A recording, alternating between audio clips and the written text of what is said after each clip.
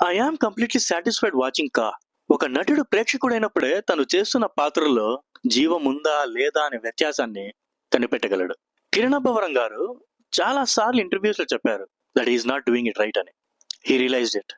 This happens only when conviction made confidence that breaks the rules of an act. ఆయన twist గురించి చెప్పిన confidence నాకు తెరపైన కనిపించింది.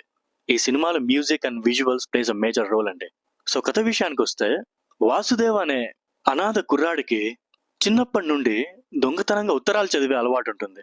తనకున్న అదే అలవాటు కృష్ణగిరి అనే ఊరికున్న సమస్యను ఎలా పరిష్కరించిందనేదే ఈ కథ. ఇదంతా సరే, మరి ట్రైలర్ లో చూపించిన ముసుగులో ఉన్న వాళ్ళెవరు? ఆ అరబిక్ లెటర్స్ లో ఉన్న ఉత్తరం ఏంటి? అందులో ఏముంది? అసలు ఆ చక్రం ఏంటి? అయినా ఆ ఊరు మధ్యాహ్నం 3ంటికి ఎందుకు చీకటి పడాలి అనే ప్రశ్నలకు జవాబు కావాలంటే సినిమా చూడాల్సిందే. ఒక ఊరి కథ అంటే కథానాయకుడికి మాత్రమే పాత్ర రాసే సరిపోదు. ఆ ఊళ్ళో గాలి కూగే ఆకులకు కూడా పాత్రను రాయగలగాలి. ఇలా చెప్పుకుంటూ పోతే ప్రతి పాత్రకు ఒక కథ ఉండాలి. అది తెరపైన కనపడాలి. కిరణ్ అబ్బవరం గారు టైం తీసుకోండి, పర్లేదు, కానీ మంచి కథనే ఎంచుకోండి. ప్రతి character, artist and technician value మీకు తెలుసని నమ్ముతున్నాను. So let's bring great stories and characters to the world of cinematic art.